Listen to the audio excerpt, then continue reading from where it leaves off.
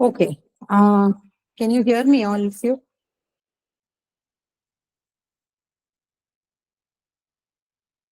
Am I audible? Yes, ma'am. Okay. All right. Yes. So we're going to be discussing the subordinate clauses for today's class. There are, I think, at least 3 exercises here. We'll see if we can cover all of them. We should be able to do that. It shouldn't be a difficult task. So let's start off with this. Okay. Now, do you all know how to understand this subordinate and independent clauses, or to put the other way around? Do you have a fair enough understanding of what dependent and independent clauses are? Because if you do, then we don't have to spend time on that. We can directly go to the question.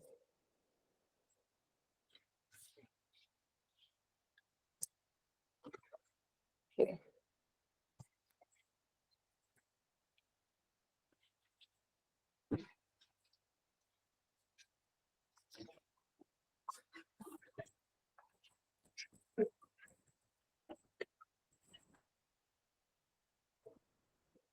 Yes. Okay. In that case, I think we can start looking at the question directly.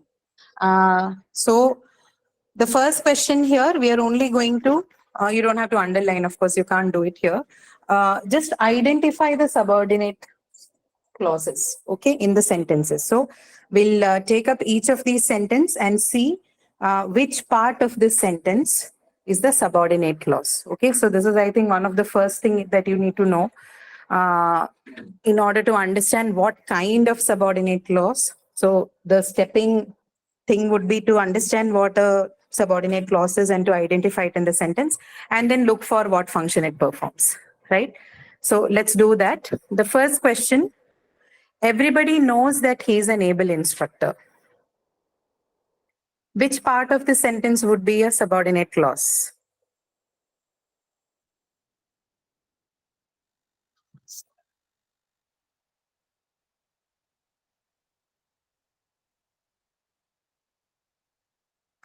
Yes, you have to do the activity. You have to tell me. Everybody knows that he is an able instructor. Does this have a subordinate clause? Yes, ma'am. Yes. So which part of this is a subordinate clause? Subject everybody knows. A little louder. I cannot hear you properly.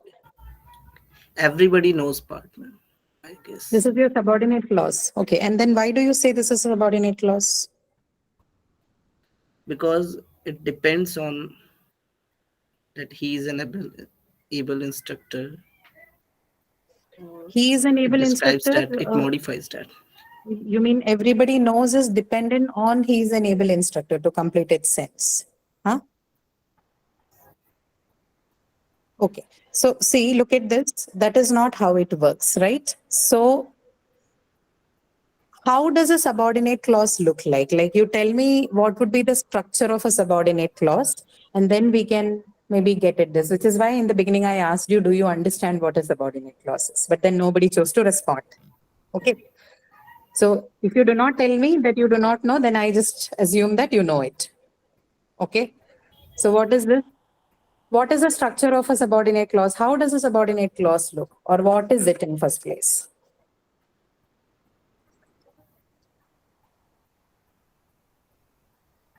How is it different from an independent clause?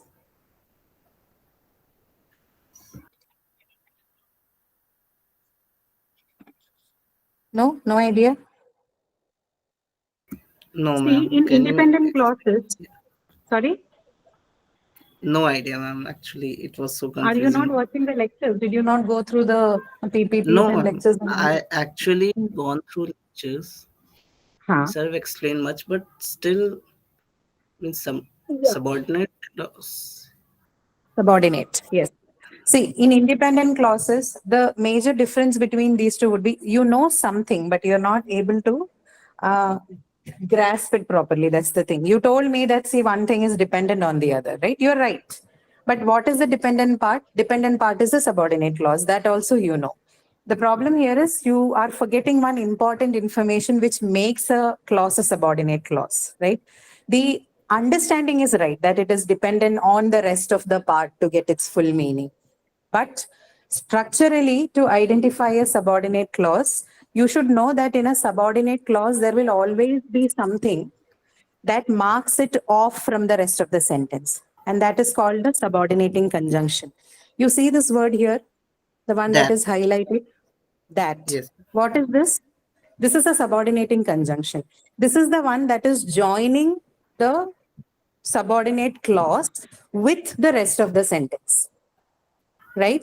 And the subordinating conjunction is a part of the subordinate clause. So if somebody asks you what is a subordinate clause in the sentence, you don't say he is an able instructor is the subordinate clause.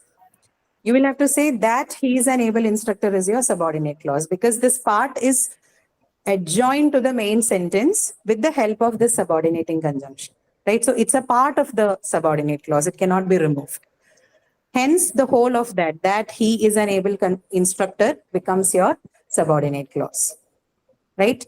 Now, if you read between everybody knows and that he's an able instructor, because it carries the subordinating conjunction with it, this is the subordinating clause.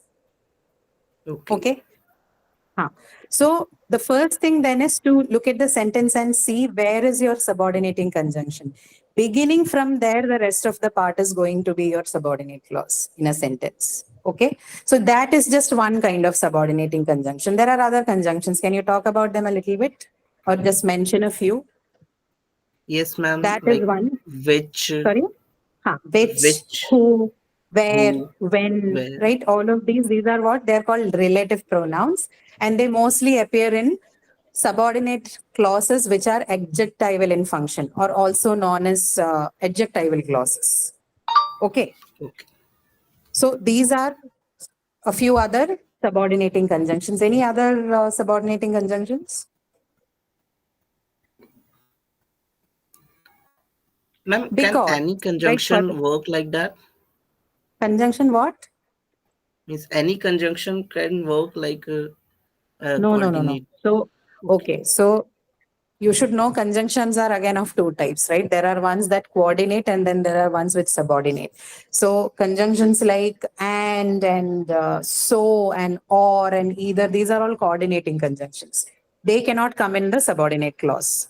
Only subordinating conjunctions can be a part of this, right? So few examples are these. So something like after, before, right? Because, all of these, including the ones we just mentioned, that, who, where, when, which, right? Whose, all of these are subordinating conjunctions, right? So for the classification that we have in our lectures, you need to identify which are the subordinating conjunctions that can form a clause that functions as a noun or an adjective or as an adverb. Okay, because these are the three categories we have, right? Now, noun subordinate clauses, adjectival clauses, and adverbial Adverbial. clauses. Yes, ma'am. Yes. Huh. So you look for that. What are the subordinating conjunctions that are used as adverbial clauses, which are used in adverbial, adjectival, and noun clauses, and you're good to go. Okay.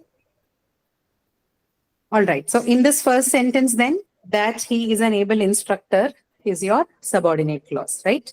Now let's look at the second one. He saw the trouble that wrong companionship can cause. Now, if you have understood this much, then can you tell me what would be the subordinate clause in the second sentence?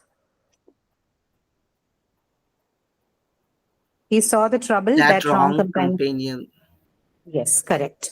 So that wrong companionship can cause is your subordinate clause. Okay, we'll come a little later to what kind of subordinate clause this is, but for the moment, we'll practice a little bit on identifying the subordinate clause in first place. Okay, so this exercise is for that. Third one. Yes, ma'am. Now, this is a special kind of thing, but it shouldn't be difficult for you. Just thinking about the final round, put him in a competitive mood. Just thinking about the final round, put him in a competitive mood. Which part is dependent on the other part? Put him in a competitive mood is Subordinate clause. So what is your conjunction? This is a special kind of subordinate clause, though. It is tough to find to be honest, there are no conjunctions here, neither in Yes, the ma'am. part you are going to choose or the one that is actually the answer. The answer to this question is the first part, just thinking about the final round. Okay. Now, this kind of clauses, these are called infinitable clauses. Okay. I think there are questions on this. What are the non-finite clauses so it's either called non-finite clauses or infinitable clauses. Both are same. Any of those terminologies will function. Not an issue.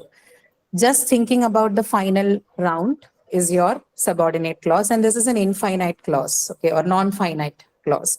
What does non-finiteness mean? It simply means that there's no tense, okay? The moment you say something is infinite or non-finite in grammar, you're basically saying that there is no tense associated with that part, right? Now here, just thinking about the final round. There's no tense in this, as opposed to that he is an able instructor in the first question, or that wrong companionship can cause in the second question. In both these clauses, that he is an able instructor and that wrong companionship can cause in the first and second sentences, the subordinate clauses had tense, right? What is the tense in the first sentence? In the first subordinate clause, that he is an able instructor, It's present tense, ma'am.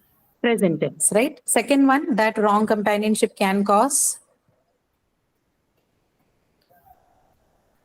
It's again past. present tense, right? No, where Okay. is past tense? We don't have any past tense marker, right? The But subordinate clause is in present he tense. saw the trouble. Okay. That is part of the independent clause, right? I'm only asking about the subordinate clause here. That wrong companionship can cause, right? So So they you can both say are independent of tenses also. Means yes, yes, yes, yes. independent. Okay. Uh-huh. Yes. Although after the subordinate clause is joined to the main sentence, it takes the tense of the main sentence. Okay. Individually, they may have different, but once it is joined to the main sentence, then what happens? Saw becomes the main verb of that sentence because it's the main clause, right? So then, Yes. all in all, the sentence is in past tense, but the subordinate clause alone has a different tense. Once it's joined, it will take the tense of the main clause. Okay. Yes. All right. See, actually, what is this? This is one full sentence. We are just breaking it open to analyze these different parts. That's all, right? Yeah. Okay. So just thinking about the final round, however, has no tense, right? This ing that you see here, it's not a verb marker. This is what we call as a ing participle. Like you have the ed participle, no? Open, Yes, opened, ma'am. opened, right? So that is called an ed participle. Ing is here again not a marker of the continuous form of tense. This ing is what you call as the present Infinitive. participle ing. Right. So, which is why the presence of that makes the clause a subordinate clause. And what kind of subordinate clause? And a non-finite subordinate clause without a tense. Okay. So this Okay. much information is enough for you to do this one. So this Look is the at the fourth. subordinate clause in this sentence, no? Sorry. This is the subordinate clause in this sentence. Yes, Just this is the think. subordinate clause in the sentence, right? Yes. Because see, put him in a competitive mode. Put is what? It's a finite verb, right? And there is Yes, nothing else like a conjunction to mark it off from the main sentence. So then that definitely cannot be your subordinate clause. Okay. Okay. Fourth one. Now, this is also something that is similar to the third question. Dressed in street clothes, Sumona and friends strolled in the garden. Which part is the subordinate clause? First part, dressed in street clothes. Dressed in street clothes. Okay. Now, this is very similar to the third one, dressed in street clothes. In the third one, you had the ing participle. This one, you have ed participle. Dressed in street clothes. Here, ed doesn't stand for past tense. Okay. Dressed in street clothes is an expression without tense. This ed that you see here is the participle ed, past participle, as it is called. Yes. Okay. So this is also a case of a subordinate clause, which is a non-finite clause. Okay. Without tense. Sixth one, again, learning a foreign language is no easy task. Which part of the sentence is a subordinate clause? Learning a Learning a foreign foreign language. language. Learning a foreign language. This again is your subordinate clause. ING form here represents participle, right? Infinite. Yeah. Infinite. Correct. Okay. Are others following or do you have any doubts? If there's anything, you should write or speak up so that we can clear it off. But if you're getting the points, then good enough. Okay. Seventh one here. The only problem in work is to relate work to people's needs. The only problem in work is to relate work to people's needs. It's kind of confusing, but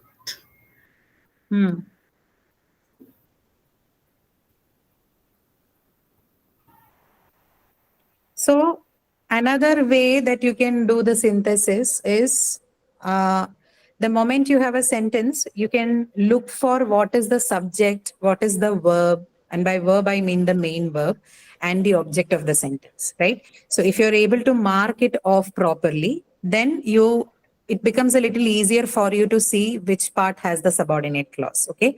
One way is to look at the sentence as a whole and identify which part is the main part and which one is the subordinate. But if that is difficult, then another part to do is that you break it open into subject, verb, and object, which is the basic structure in English for any sentence, right? So if I'm to take the example of the first sentence, everybody knows that he's an able instructor. What is the subject of this sentence? Everybody knows that he's an able instructor.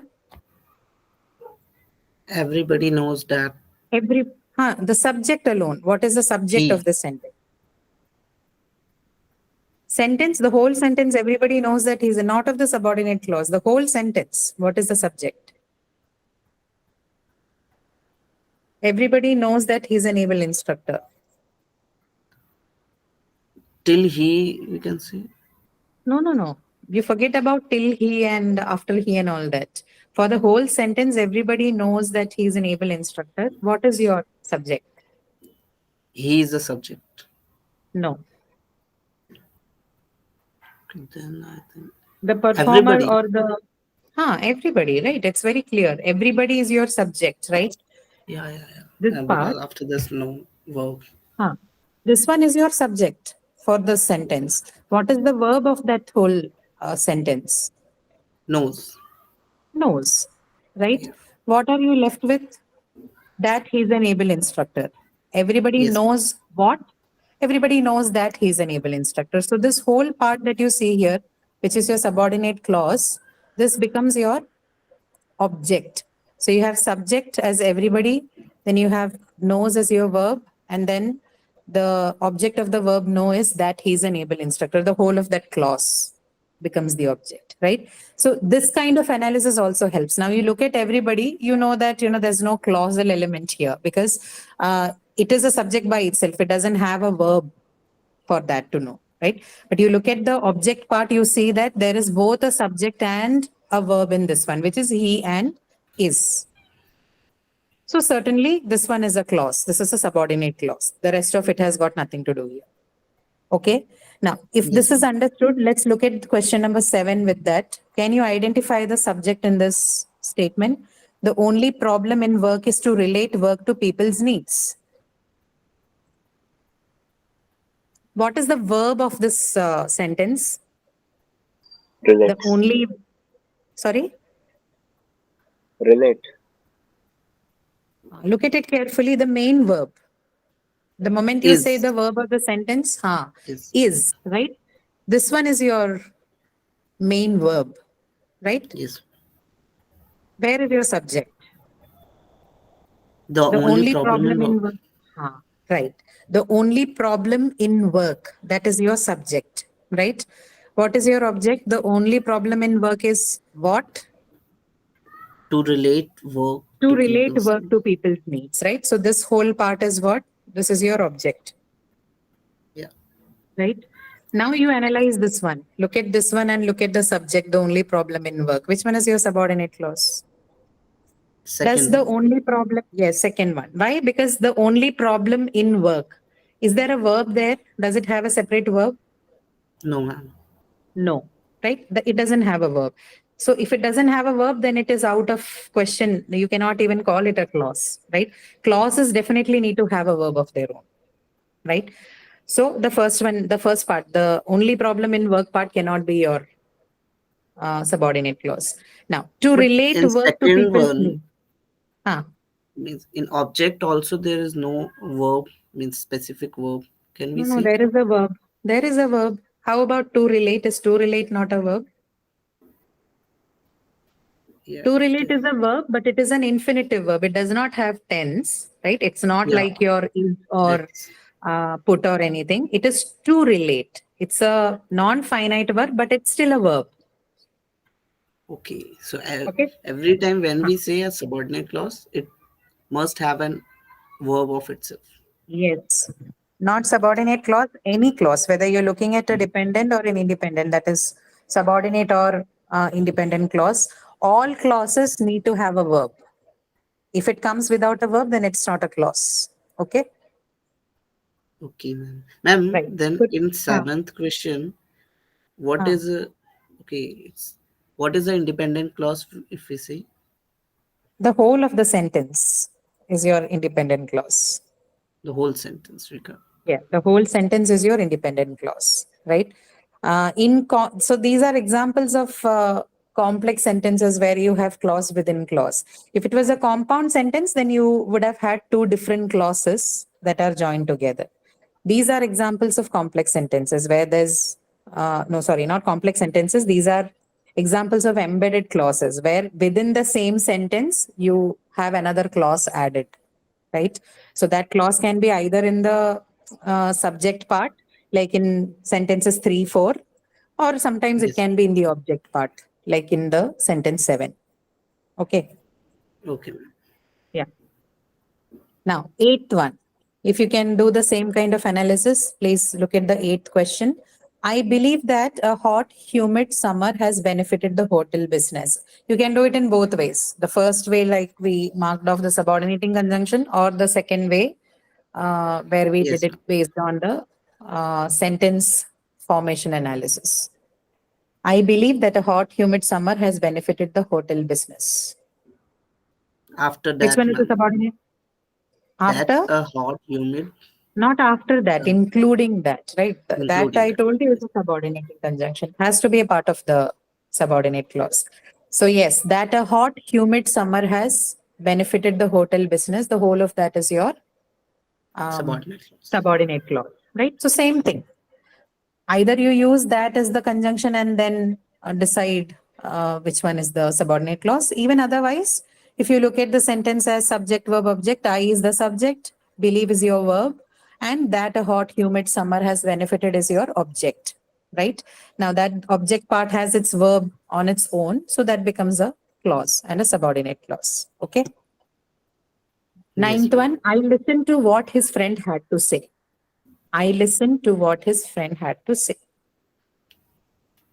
No conjunction, To what but his friend had to say. yeah. So if usually in sentences where there's no conjunction to mark off, the sentence construction analysis method helps, right? Here Yeah. it helps. I listened to what his friend had to say. I is the subject, listen is the verb. I Verb. listen what his friend had to say, that becomes, that whole part becomes your subordinate clause. Okay. What his friend had to say. Yes, ma'am. Okay. Then, 10th one, he gave his parents what they wanted. He gave his parents what they wanted. They wanted what they wanted. What they wanted, right? What they wanted. That is your subordinate clause. He gave his parents what they wanted, right? Okay. Whoever said, 11th one, whoever said that does not understand the question. Whoever said that does not understand the question.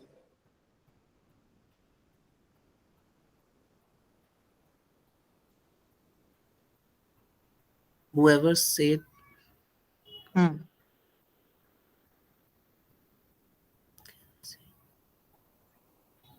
Whoever said That does That. not understand the question. Uh-huh. Whoever said that does not understand the question. Which part is your Yeah, subordinate clause? second part, I think so. Second part? That does not understand the question. Mm-hmm. Mm-hmm. Okay, No, so now this was a test of whether you understand the different uses of that. You look at that there. Is it a conjunction there? no, ma'am. It's a indirect speech. No, it's not about speech. You tell me what is that there? Is it a conjunction? Whoever said that, it's a demonstrative pronoun there, right? It's not a conjunction. You know the demonstrative pronouns, this, that, these, those. Yes, Yes? ma'am. So this, that is pronoun. It's not a conjunction. It's not joining anything. It is Okay, a it's like pronoun. Whoever that said that. place, that Huh. something like that. Huh. Okay. So this, that is not a conjunction. So we don't have a subordinating conjunction here, but we still can do the other analysis, right? So what is the verb of the sentence here? Does not understand. Do is the verb in the negative form, right? Yes, ma'am. In the negative form in present tense. So does not, we mark it off as your verb element. And then whoever said that does not understand the question. Okay. So whoever said that, that part has to be your, because understand does not understand actually the whole of that complex. Do plus not plus understand, right? That the whole part becomes your verb of the sentence. The question is your object. Whoever said that is your subject, and that part is what becomes your subordinate Subordinate clause because clause. it has said, right? It has Yes, the ma'am. verb said there. Yeah. Okay. Any question here? Anybody? Okay. Right. So whoever said that is your subordinate clause. Subordinate clause. Okay. Now the 12th question here. Drugs that are used in chemotherapy damage a patient's healthy cells as well.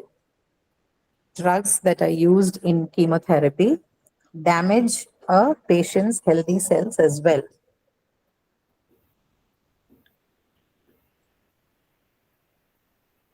In chemotherapy, damage a patient's Look at it healthy cell. carefully. In chemotherapy, no. No. You do the other thing, no? If you're not able to figure out using the conjunction method, you can do the synthesis method. Identify the subject, verb, object and tell me. What's the main verb of the sentence? Used. Are used. Uh-huh. No. Damage. Damage, right? Damage is your main verb. Now you can, once you figure out the main verb, it's easy to check the rest. Subject would be? Subordinate. No. What is the subject here of the sentence? Drugs that are used in Yeah, chemotherapy. drugs that are used in chemotherapy, right? And the object is the patient's healthy cells, Cell as well. well as an adjunct. It doesn't Okay. matter whether you have it or not. So a patient's healthy cells is your object, right? Now, which Yes, among this part looks to you as a subordinate clause? a patient. It should have an own verb. So drugs that are used in chemotherapy. Drugs that are used in chemotherapy, right? This part is not your, this part contains your subordinate clause, although the whole of that is not your subordinate clause. Which part is subordinate clause? That Drugs are that are used used. in, that are used in chemotherapy, only this part, right? Okay, not Drugs drugs. are not drugs. Drugs is not part of the subordinate clause because see, everything after the conjunction has to be the subordinate clause, right? Yeah. Conjunction including and the rest of it, right? So that are used in chemotherapy. Drugs, additional information about the drugs, that is, that are used in chemotherapy, damage a patient's healthy cells as well, right? So So main additional subject here information. is drugs, we can say. Yes, subject is only that, drugs. The whole part is subject, but then that are used in chemotherapy is additional information. That clause is the subordinate clause. Okay? Remember, Yes. we are doing this analysis not to identify the subject. We are identifying it to see which part has the subordinate clause, right? So subject is just drugs that are used in chemotherapy is a clause that you use to give additional information about the subject. Okay. All right. Okay. Fine. Because see, I can remove that are used in chemotherapy and I can still have a grammatical sentence, right? Drugs damage a patient's ma'am. healthy. So, which is why this is an optional thing. And if it's optional, then it's not part of the subject. Okay. Okay. 13th one. Oh, sorry. The doctors battled a deadly virus fueled by a lackadaisical public. Doctors battled a deadly virus fueled by a lackadaisical public. Now, your major task is to figure out subject, verb, and the rest. Yes, ma'am. It's a deadly virus fueled by a lackadaisical public. Uh-huh. Okay, a deadly virus fueled by a lackadaisical public. Will the whole of that be your subordinate clause? Only a part of it.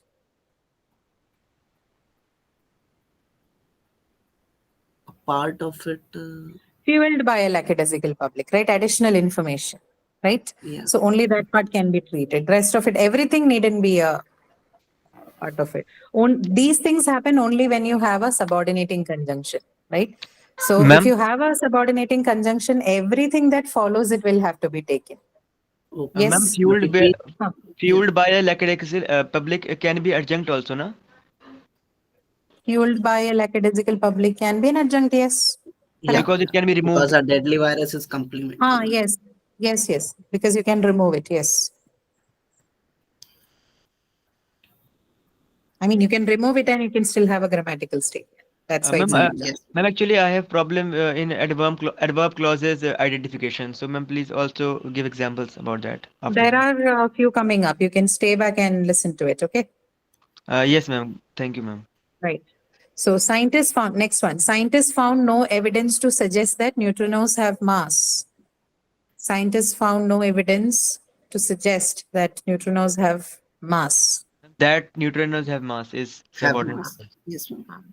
Will that be the only, you're right that neutrinos have mass is one subordinate clause, but can there be more in this one? Yes, ma'am. No evidence to suggest. No, we Ma'am, don't to need suggest. that. To suggest. To suggest. So two of them would be subordinate clauses. To suggest that neutrinos have mass, this is your first subordinate clause.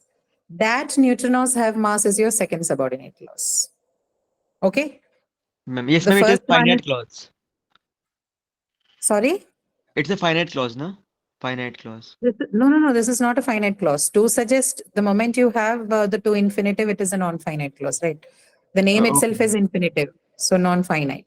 So to suggest that neutrinos have mass, this is subordinate clause and a non-finite clause. And from here, that neutrinos have mass, this is going to be another subordinate clause. Okay? So we have So two two clauses here. There are two subordinate clauses here. Okay? Okay. Now, this is an example of embedded clause, a clause within a clause. Okay, Yes. right. And of course, both of these clauses are embedded within the larger clause, which is your full sentence, right? Scientists found no evidence to suggest Yes. that neutrinos have mass, right? So that's how embedding works. Okay, now 15th one. When a heart attack occurs, the electronic device automatically produces charges of electricity that jolt the heart back into a normal rhythm. Ma'am, when A a little heart longer attack sentence. occurs, When there a are heart two attack occurs, clauses. there are two clauses. That When a jolt heart attack the heart occurs is the back. first one. Yes. Second one is that jolt the heart back into normal rhythm. Yes. Second one is that jolt the heart back into a normal rhythm, right? You were asking about adverbial clause, right? So when a heart attack occurs is an example of an adverbial clause. Oh, Okay. yes, but I It think speaks it's of adverb of time. Adverb of time, yes. So adverbial clause. Time, place, purpose, reason, manner, degree, whatever it is. If it has an adverbial quality, then it's an adverbial clause. Okay. Ma'am, means So if when a heart anything will attack start, occurs, Anything Sorry? which start from when it will be adverb clause. No, that you have to decide, right? If it is giving you a sense of adverb, if it tells you something about the place, sorry, of time, then it can be treated as an adverbial clause. Now, all clauses that talk about time needn't have when, or not all clauses which uses when would be talking about time. So you read and you understand if there is a sense of reference to time of the action, then it can be treated as an adverbial clause, right? Okay, got it. Yes, right, ma'am. Right. Okay. So, yes, the second one is that jolt the heart back into a normal rhythm, right? So, two subordinate clauses here.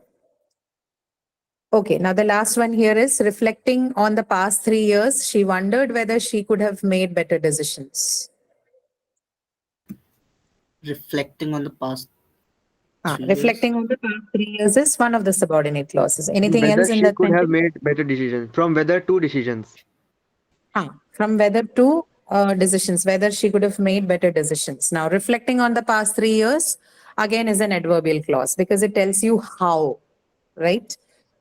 How. Yes, ma'am. Got it, ma'am. So anything that answers the question how, when, where, why, right? Or to what extent, how often or how frequent. If your clause is answering questions like this, then there's certainly adverbial clauses. Okay. Yes, ma'am means how, when, where, why it answers that it means adverb clause, and what questions it answers for adjective clause. No, so adjectival clauses, it should give you additional information about the noun, right? If there's any clause that's giving you additional extra information of the noun that's corresponding to it, that is next to it, then it is an adjectival clause. And Ma'am- usually in adjectival clauses, you will have relative pronouns like that, which, where, when, who, whose, what, etc. Okay. Means it qualifies the noun. Yes, ma'am. It qualifies the noun, yes. It, Yeah, it got it, performs the ma'am. work of an adjective, right? Adjective modifies or qualifies the noun, and so will the clause. Okay, got it, Okay. ma'am. Right. Now, compound sentences, you know them, though they are two independent sentences that are joined using coordinating conjunctions, right? Like and or but, or either or neither, nor. All of them are coordinating conjunctions, and two independent sentences, which means something that has a subject and verb on its own and have an equal status. That is, if it can stand on its own and is joined using these conjunctions, then we call them compound sentences. You can work this out on your own. Maybe we'll just do the first one. Guinea worms are born in ponds and open wells. Guinea worms are ingested as lava by tiny water fleas, right? Two different independent sentences. And if you have to join them, then how would you make a sentence out of this? If you want to make this into a compound sentence, what would you do? The first sentence. Worms are born in ponds, comma open wells, and are ingested as larvae by tiny water fleas. So when you're forming compound sentences, you need to have two distinct sentences that have their own subjects, right? So what you did here is you took out guinea worms from there and you said and are ingested as. So what happens, even though you're joining the second part of your sentence, the second sentence does not have a subject, right? So if it doesn't have a subject, then it loses its equal status. Hence, you cannot call it a compound sentence, right? To make it compound, you will have to retain the subject. So you either say and guinea worms are ingested, but now because that is And redundant, you can say they. And they are ingested as lava by tiny water fleas. Okay, Right. got it, ma'am. Yes, ma'am. So maintain the subject. Don't throw out the subject if you are making a compound sentence, because that is what ensures equal status for both the sentences. Okay. Same thing for the rest of them. So managers have no right to analyze. That's first sentence. And they Second have is no they right have to no, make decisions. and they have no right to make decisions. Right? Okay. So Yes. so on and so forth. Okay. I just wanted you to understand how this works, although that's not like extremely important. We'll go to this one. This is, I think, more important for you to analyze and understand. Okay. This is to Yes. identify the function of each of the clauses. Okay. So let's look at the first one. Now here, you not only have to identify the subordinate clause, but you also have to tell me what are their functions, what it functions as, whether it is a noun clause or an adjectival clause or an adverbial clause or an infinitival clause. Okay. First one, the ancient discipline of rhetoric was intended to prepare the beginner for tasks that involved speaking in public. And that involved speaking in public is adjectival clause. No, it starts from to prepare the beginner Mhm. for tasks Mhm. that involve speaking Yes, in public. yes, correct. So There are two subordinate clauses. to prepare the beginner for tasks that involved speaking in public, right? It begins right here. Your subordinate clause begins right here, right? Yes. And within this whole clause, you have another clause which begins here, right? Yes. ma'am. Ah, so two subordinate clauses here. Now, can you tell me what are these separately? From to, it is adverbial clause.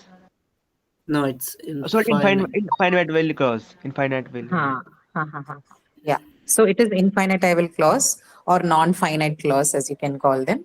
Yes, ma'am. To prepare the beginner for tasks that involve speaking in public. The whole of this clause is the non-finite or infinitival clause. That involved speaking in public, what would that be? Adjectival clause. Huh. So why is it an adjectival clause? Because it Because is it is qualifying qualifying about task. the Qualifying what? Task. task discipline of task. rhetoric. Yes, ma'am. Correct. So tasks, it qualifies the noun tasks. Hence, that involved speaking in public is your adjectival clause. Okay. Ma'am, we So can this is take how you need to screenshot find it. or we can get PDF after this class. Oh, this is already uploaded. I don't think you need to wait for that. This has Oh, already been uploaded. You can access it from that supplementary tab. oh, Okay. okay, got it, ma'am. Yeah. Right. So the first one and the second one non-finite, and then the second one adjectival, right? Okay. So we'll go to the second question then. The classical view of how to present a case in argument involved a structure of sequent elements. How to present a case Hmm. is subordinate clause. Yeah. It's from to present a How to- case in argument. Of how to present a case in argument involved a structure of sequent elements. Look at it carefully. I mean, it's from how to only case. How to present a case. No. Case in argument is actually it's a full phrasal expression. It's not a, they're not individual word. The classical view of how to present a case in argument involved a structure of sequent elements. So like we were discussing, the best way to approach it in the absence of any open subordinating conjunction would be to see what is the subject verb object in the sentences. So what's the main verb of the sentence? Involved. Involve, right? Involve is your main verb. Now you need to look for the subject and the object part. The classical Object is? view. Object is a structure of sequent elements, right? So Yes, ma'am. we don't have any additional verb there, hence you can rule it out for subordinate clause. No verb means no subordinate clause. Okay. Yeah, Samir, you have a Yes. question? No, ma'am, I understood. Ma'am, means this sentence has no verb, main verb. There is a main verb for the sentence, the whole of the sentence, which is involve, right? Yes, ma'am, got it. And a structure of sequent elements is the object for the verb involve. Now, because there is no additional verb you see in that part of the sentence, a structure of sequent elements, there's no possibility of it being a clause. A clause certainly has to have a verb to make it a clause in first place. So, ma'am, So this then whole that means, sentence. No. then that means the first part is what? Which has a subordinate clause. Now your task is to see if the whole of it is a subordinate clause or only a part of it is subordinate clause, right? That is what you need to analyze. So the classical view of how to present a case in argument. Now, what do you think is a subordinate clause here? Is the whole of it the subordinate clause or a part of it? Part of it, ma'am. If it is a part of it, then you'll have to tell me which part. To present a case. To present a In our- case. To present a case is not a clause. Okay.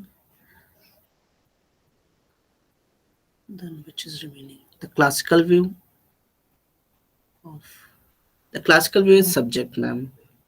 And classical.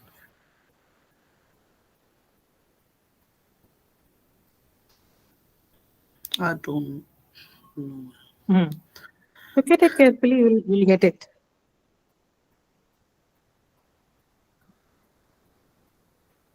How to present a case? So see, can I say the classical view involved a structure of sequent element? Cut off Yes, this ma'am. whole part here, right? The classical view involved a structure of sequent element, Yes, ma'am. You can say that. right? That's okay, right? So certainly then your subordinate clause has to be something that's highlighted here, right? Okay, so it's from off to argument. Of how to present a case in argument. We can't leave off. No, we cannot. All of that has to be a part of it. Although, whether you include it or not, there's something that is marking it off as a subordinate clause. That is different. But then, if you're confused of which part of this is subordinate clause, remember, Yeah. subordinate clause should be something that you can remove and cause no So we disturbance can to check the. that. You can check it like that. You remove it and nothing will happen. Or either you can remove it or you can replace it with something that stands in its place. Okay. Now, since we have said that already, let's put this off here. Okay. I'm just showing you steps of saying what becomes a subordinate clause. Okay. If this is the case, can I replace how to present a case in argument with something else? No, ma'am. Can I use another can. singular word or maybe another phrase here? The We classical can do view. it, no, ma'am. We The can, classical we view can. of house. Classical view of house involved a structure of sequent elements. Yes. Classical view of learning involved a structure of sequent elements. Right? Yes, ma'am. Can I replace it with other things? I can. Right? Yes, ma'am. Right. So whatever follows of can have a nominal quality. That is something that behaves like a noun. Right? So which Yes, ma'am. means this whole of the thing, how to present a case in argument, acts like a nominal element. It's almost like a noun. I can replace it with another noun here. Right? So we can say it is a nominal clause. This is a nominal clause. Okay. Right? It is easier in other sentences, but in sentences like this, where you have this play of words, you will have to go step by step and see. Okay. So the classical view of dash involved a structure of sequent elements. I can replace the dash with anything I want. Okay. Yes, ma'am. So then, because it stands in the place of something that can be named, this is a noun clause. Okay. Same is the case with this thing. Like I'll show you this with an easier example. You know, the first sentence we had here, everybody knows that he is an able instructor. Can I replace that he is an able instructor with a noun or a pronoun? Yes, ma'am. Right. Yes, ma'am. I can say everybody knows Preeti. Can say everybody knows him. Everybody knows her. Right? Yes, ma'am. So if I'm able to replace this whole clause with a noun, then what kind of a clause is this? That he's an able instructor? Noun clause. It's a noun clause, right? It's a noun clause. So that is the same thing that we are using here as well, right? Replacing and renaming, if it is allowed, then we would call this, Noun clause. noun clause, right? Understood, Samir? Yes, ma'am. Understood. Okay, all right. Okay, now let's go to the third one. Stylistic propriety was formalized by the Roman rhetoricians who distinguished the three levels of the grand, the middle, and the plain style.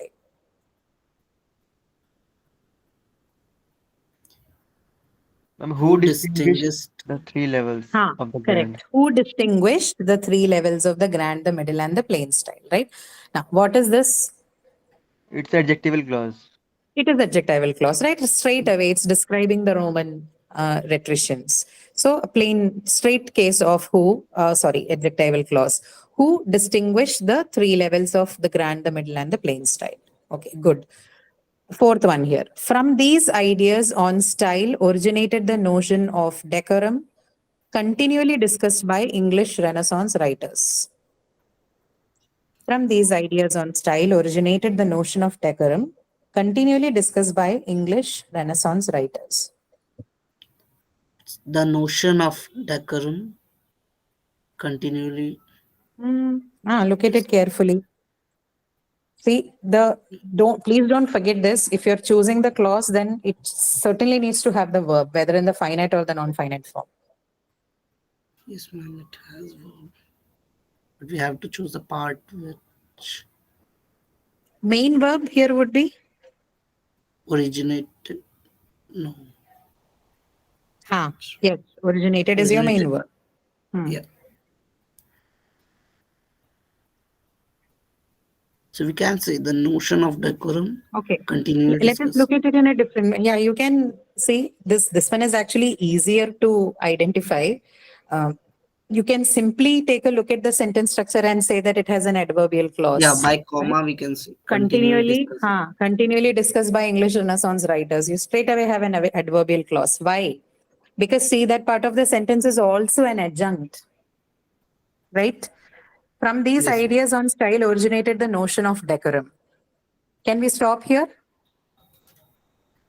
Yes, Right? ma'am, we can. We can avoid the continually discussed by English because that is again, something that is additionally given. It's not a compulsory element grammatically of that sentence, right? From these ideas on style originated the notion of decorum by itself is a grammatical sentence. Whatever follows, it is basically an added thing to it. So if it has adjunct-like quality, then definitely that part is your adverbial clause for sure. And if it has a verb, that is okay. If it is if it can be avoided and it also has a verb, then it is a clause. And what kind of clause? It's an adverbial clause. Okay. Okay. Even otherwise, the word continually, right? It gives you a sense of how something was done. So in that sense also, this becomes your adverbial clause. Okay. Okay. Yeah. So look for multiple ways to analyze. Just don't depend on one. If you find a sentence difficult, some sentences are very straightforward. It doesn't give you any headaches, but some you might have to look at it a little carefully. Okay. Fifth one, the study of rhetoric is complex because new conventions of performance for particular purposes are being generated all the time. Long sentence, but easy sentence. The moment it becomes longer, it can set the trap of, looking like a difficult one, but most of the times longer sentences are easier to understand. The study of rhetoric is complex. For No, from particular, because Straightforward. it's subordinate clause. Straightforward, right? It straight away distinguishes the sentence into the independent and the dependent part. The study of rhetorics is complex is an independent part. Because Yes, ma'am. new conventions of performance for particular purposes are being generated all the time, that whole part, it's dependent on the first part. So obviously that's your subordinate clause. Okay. And what kind of subordinate clause? It's giving you reason because new conventions of performance, right? Adverbial clause because it's Adverbial. giving why Adverbial. answer It's why. giving reason, and it's also something that if you may wish, you can take off, right? So both. It also has an adjunct quality to it, and it is also talking about the reason for something. So in both ways, this qualifies to be an adverbial clause. Okay.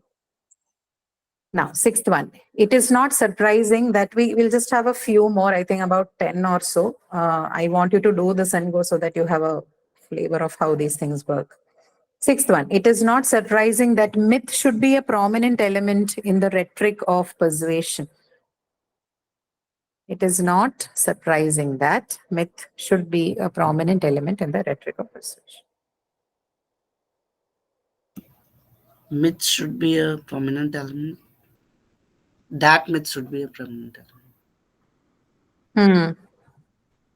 That myth should be a prominent element in the rhetoric of persuasion. Right. Okay. And what kind of clause? This is again very straightforward, but what kind of clause?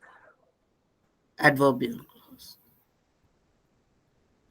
Why is it an adverbial clause?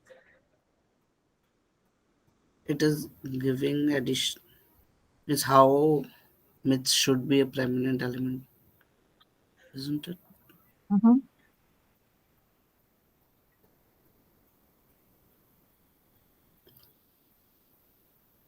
Because it is giving answers, ma'am, like how. Okay. What is not surprising?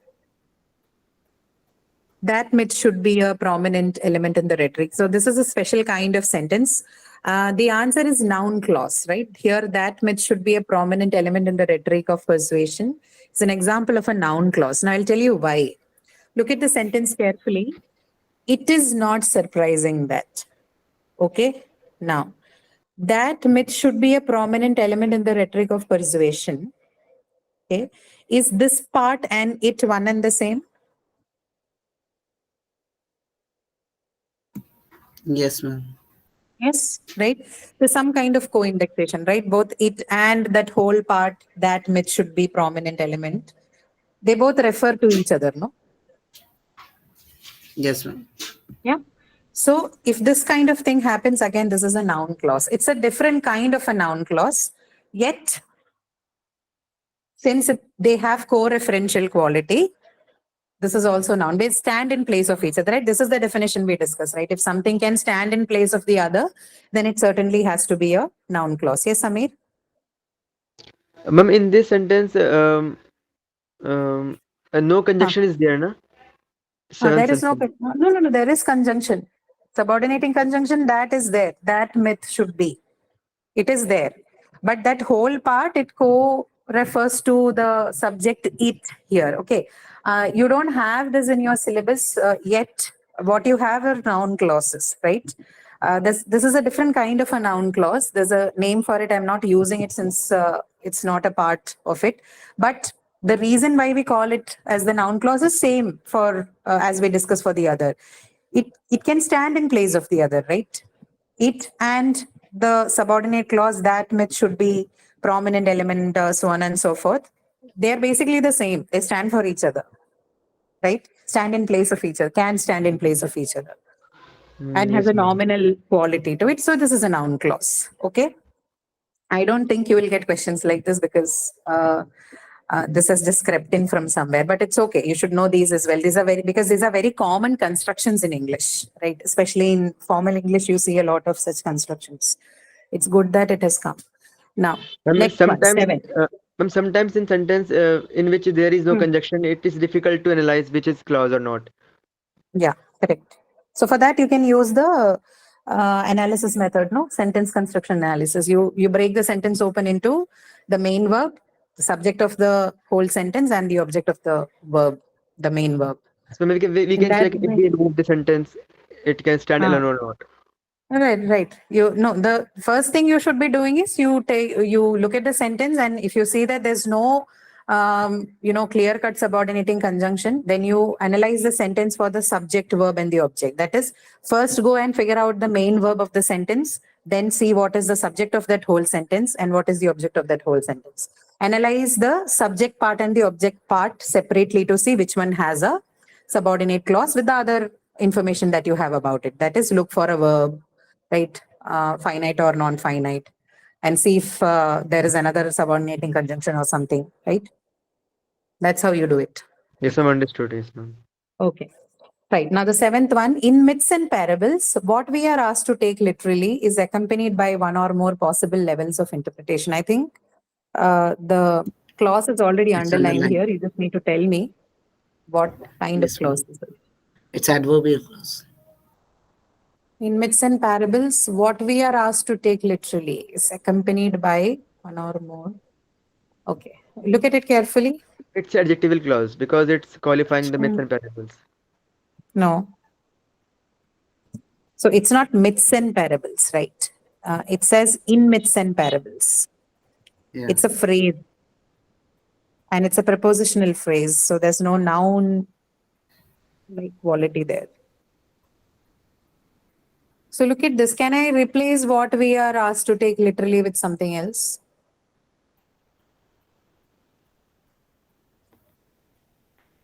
No, ma'am, it's not. Stories. In myths and parables? Ma'am, it's not a meaningful sentence if we remove this what we are asked to literally. It is. No, we are not removing it. I am We are asking to replacing it. replace it with something else. Like Removal in myths happens and only if it parables, is an adjunct. stories accompanied by one or more. Yes, yes. Anything. So XYZ, whatever it is, can you Now. replace it is the question grammatically? You can, right? Yeah, I can we say in myths and parables, literal consideration is accompanied by one or more possible levels of interpretation. XYZ, ABC, PQR, whatever it is, I can replace it, right? So then this is what? This is the noun clause, right? Adverb. Wherever, noun clause. If But it's an replacement is adjunct possible, property, no? no, it is not adjunct. See, if it is adjunct, then like he was saying, we should have been able to remove it, right? We should be able to completely remove it. Replacement is different from removing. Removing means you're throwing it off the sentence. Replacement is Yeah. you still have to bring something in its place. Okay, if it is an Right. adjunct, then we can just remove it. But if it is a noun clause, then we can yes. means in replacing. Yeah. Yes, yes. That Now, is, if it is a noun, if it has nominal qualities, then it can be replaced with some other noun or pronoun, right? So I can say, Hari goes to the market. I can replace Hari and market both. I can say Preeti goes to college. This is the property that nouns have, right? They're replaceable. There are many other nouns that you can replace a noun with. So if that is a possibility with a clause, then certainly it has nominal qualities and hence it's a nominal clause or a noun clause. That's what I'm saying. Okay. yes. All right. Eighth one, a view expressed by some modern critics is that creative writers are no more the complete masters of what they do than are any other writers.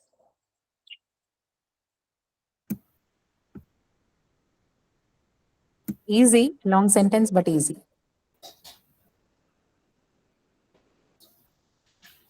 But both have verbs.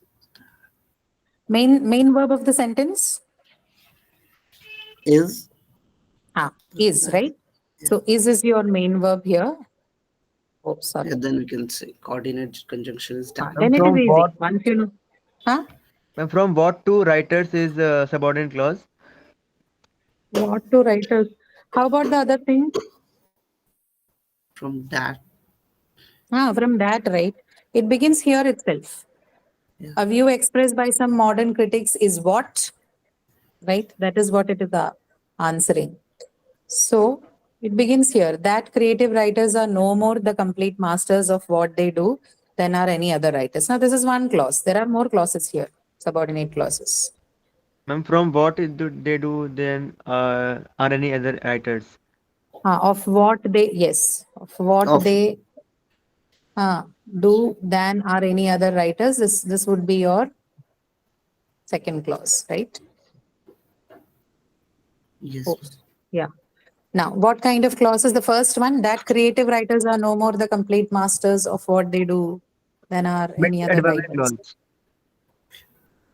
clause. A view expressed by some modern critics is dash. This It's is the place that adjective. this is the place that it is occupying, which is the object place, right? Okay, then it is adverbial. No. Adverbials are optionals, right? They're not even necessary. Okay, they are optional. Is dash. It answers the question what. What answers the question what? It has to be an object. And when you talk about a subject or object, what is its basic quality? Nominal quality, right? It behaves like a noun, right? So Okay. that creative writers are no more the complete masters, so on and so forth, is a noun clause. And answers the question what, right? Yes. Huh. Yeah. Now, Sometimes see, don't nominal be and confused. Just because you saw the word that there, I know why you answered adjectival. That is a relative clause, right? Sorry, a relative pronoun. Huh? yeah. That's why. But not in all cases. Like he was asking, no, does it mean that because there's when the clause is going to be adverbial? No, doesn't work like that. It is entirely dependent on the function that it is performing, right? Here it is a noun, right? A view expressed by some modern critics is, can I replace it? I can. I can say is harsh. So Yes, adjective ma'am. We can. also. So I can also say uh, is brutal or is something. Anything can be. I can use anything to replace it, right? Yes, So ma'am. in that sense, this is going to work as a noun clause. Okay. Now, Replacement wherever possible, it has to be a noun clause. So that creative writers are no more the complete masters of what they do than are any other writers. That whole part will be your noun clause. Okay. And ma'am, then this one, then yeah, expressed by some modern critics, can we replace that also? Because a express view is a subject. a view expressed by some modern critics. There is no need of grammatical replacement. But why do you want to replace it? I did not understand the question. Means it can also work like clause here, subordinate clause. No, that cannot be. Because that's where I'm confused. Because in both the Huh, sentences we have huh. verb in it. But where is your conjunction, right? There is no subordinating conjunction there. A Yes, view ma'am. expressed by some modern critics, you don't have it there. Hmm. Okay, Okay. right. Huh. So then the second part here is what they do then are any other writers. Now, what about this clause? What kind of clause?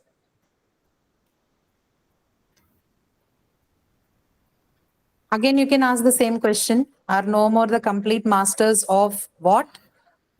Of what they do than are any other writers, right? Again, it answers the question what? Of what, right? Okay. So it is So, it is again what? A noun clause, right? This now. is similar to what we discussed in that other question, right?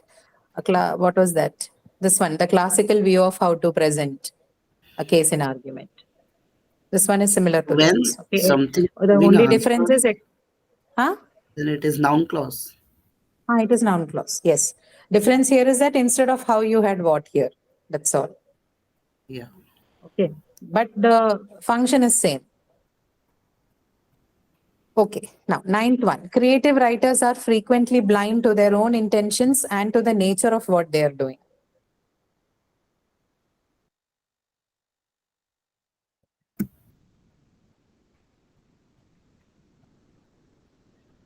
And to the nature of what they are doing. And is not, No, uh, and not no. to the nature of what they are doing. To the nature, no. Why would you choose that? To is a preposition here, no? And to the nature. Yeah, yeah.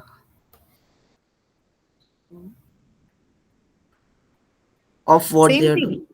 Yeah. What they are doing, right? To the nature of dash, what they are doing, right? Again, What they similar to the sentences 8 and 2. What they are doing is your subordinate clause, right? You can replace it. So noun clause. Okay. Now, this needs a one, I think this should practice. be the I think. last one here. Huh? Yes, Sorry? means it needs some practice. We can't It needs just. some practice. Yes, certainly. You're right. All of these require practice. Okay. You cannot, as a last one here, you cannot, as a reader, wholly appreciate the rhetorical sport of a convention or a style if you have a poor knowledge of literary language and conventions. See, there are easier exercises, and your questions are somewhere at the intermediate level. These are a little bit higher than what you expect, and this is done purposefully so that you understand the concept well. After you understand this, the other questions are a breeze. It won't require you any effort to understand that. right? I have a bunch of easy questions as well, but then that doesn't make a lot of difference. For that, you already have those practice questions and the ones you see in graded assignments. Okay, this certainly is a little bit more difficult than the ones you have seen there, and it's on intention, done by purpose so that you understand the concepts clearly. Okay. 10th one, you cannot as a reader wholly appreciate the rhetorical spot of a convention or a style if you have a poor knowledge of literary language and conventions. You have a poor knowledge of. Ma'am, if you have a poor knowledge of literary language and conventions. If you have a poor knowledge of literary language and conventions, that's correct. Okay, that is your subordinate clause. What kind of subordinate clause? It's placing a condition, right? So, Adjectival clause. no. So conditions also would be adverbial clauses, right? Adverb. Yeah. Any, if whether any of those, anything that places a condition is condition or options, right? Whether gives you an option. So all of that are counted as adverbial clauses, right? So if you have a poor knowledge of literary language conventions is an example of an adverbial clause. Any other thing that you have here?